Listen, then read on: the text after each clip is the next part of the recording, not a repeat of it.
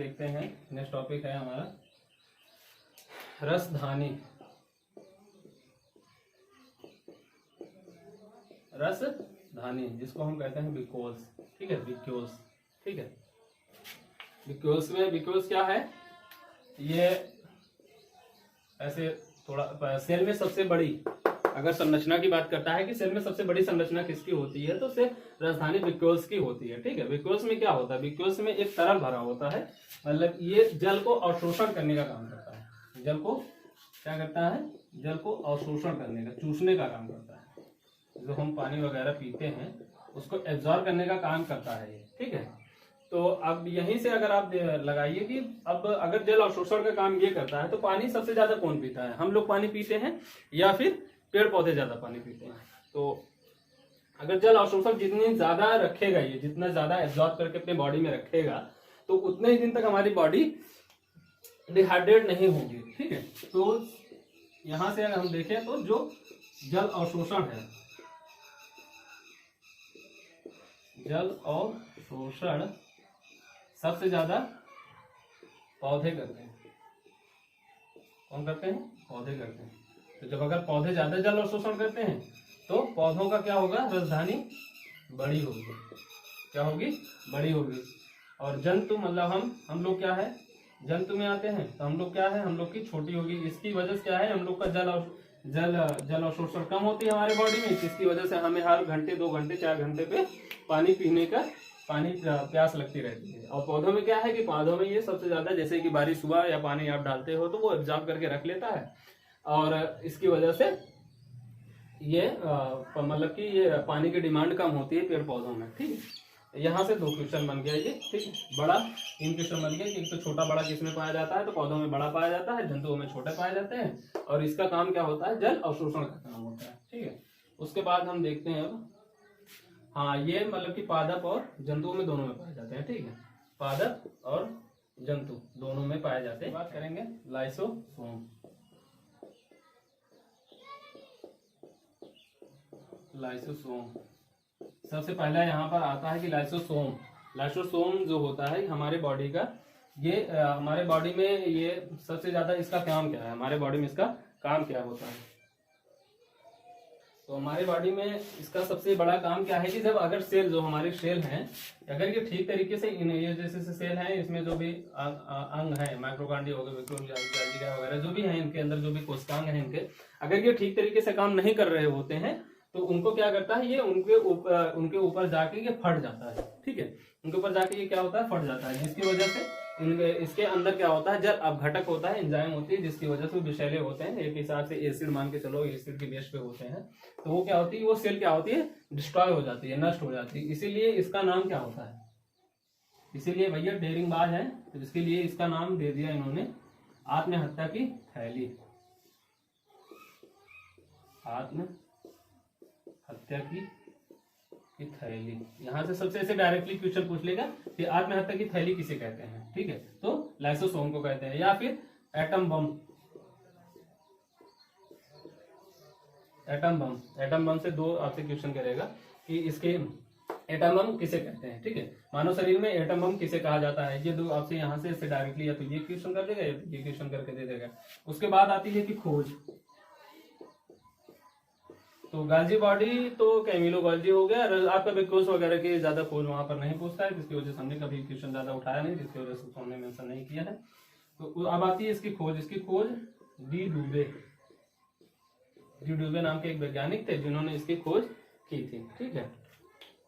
ये अब ये हो गया, ठीक है, ये 2 हो गया। अंदर ये क्या करता है, और इसका अंदर जो पाचन की काम करता है, मतलब अगर वही मतलब कि पचा जाता है, हाँ, सेल को पचा लेता है, ठीक है। सेल को जब अगर ठीक तरीके से काम नहीं कर रहे होते तो उनको क्या करेंगे, राइबोसोम,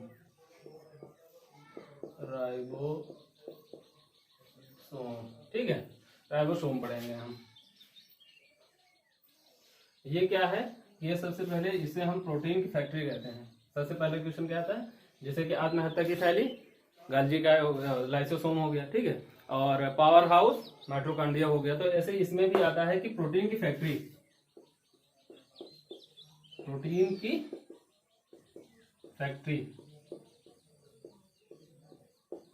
जो प्रोटीन की फैक्ट्री, इसको प्रोटीन की फैक्ट्री कहा जाता है। ठीक है, ये कोशिका के अंदर बहुत छोटा अंग होता है, ये बहुत मतलब कि बहुत छोटा अंग होता है, इसलिए इसको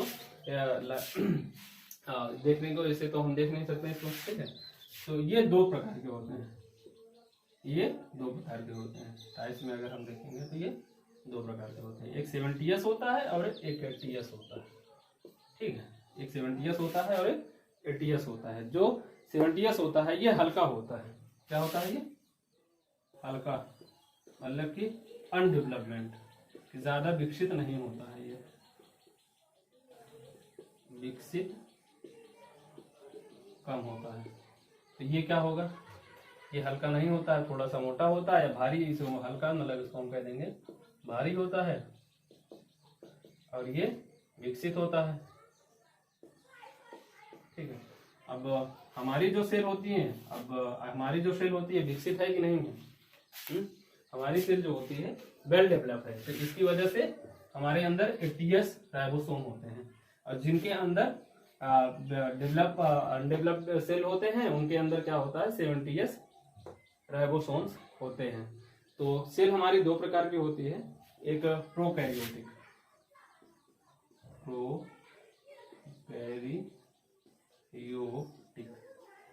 एक प्रोकैरियोटिक सेल होती है और दूसरी होती है यूकैरियोटिक।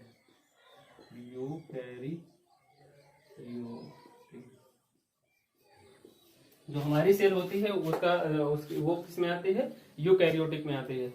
जो जीवाणु वगैरह होते हैं, जो वायरस वगैरह बैक्टीरिया वगैरह होते हैं, उनका जो सेल होता है वो प्रोकैरियोटिक सेल में आती हैं। ठीक है, तो उसमें हाँ कभी कभी ये आ जाता है कि सेडिमेंटेशन, इसका जो एस का फॉर्म होता है, फुल फॉर्म पूछ लेता है कि 70s या 80s में लगे एस का फुल फॉर्म क्या होता है या इसका पूर्ण रूप क्या होता है, तो सेडिमेंटेशन।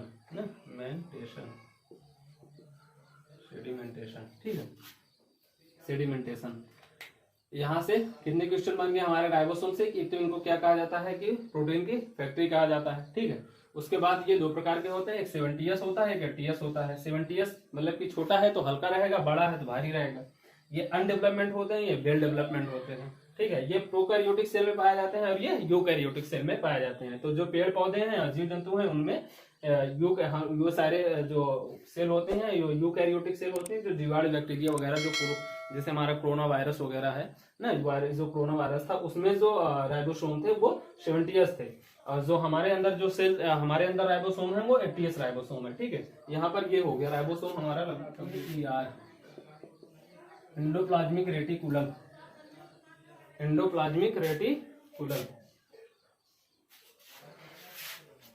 बात आती है कि इसको हिंदी में क्या कहते हैं, हिंदी में तो अंतःप्रदक्त जालिका, बहुत बड़ा नाम है, तो हिंदी में आप नहीं याद रखो ज्यादा सही है, प्रदक्त जालिका।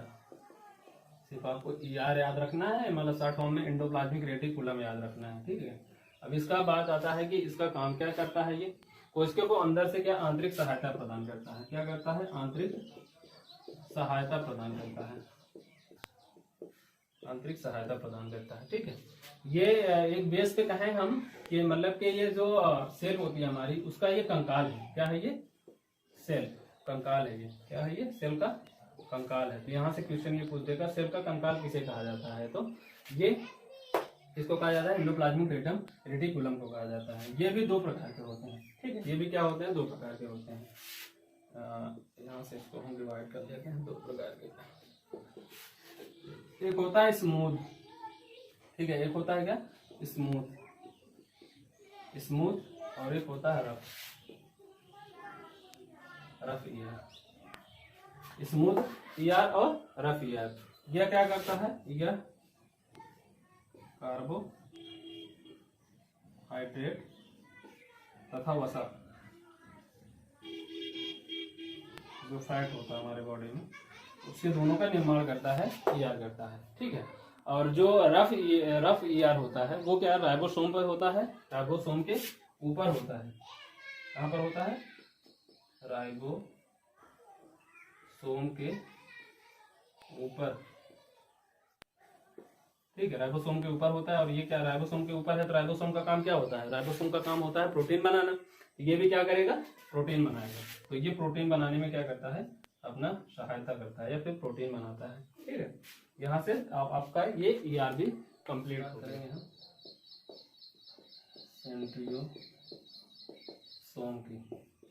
यही सेंट्रियोसोम क्या करता है, जो हमारे जब सेल डिवीजन होता है तो सेल डिवीजन में यही काम करता है। ठीक है, तो ये पादप सेल, ये क्या होता है, यहाँ से हमने थोड़ा बहुत इसके बारे में पढ़ ही लिया था। सेंट्रियोसोम सबसे ज्यादा कहाँ पर होता है, यकृत में होता है। ज्यादा कहाँ होता है, यकृत में होता है।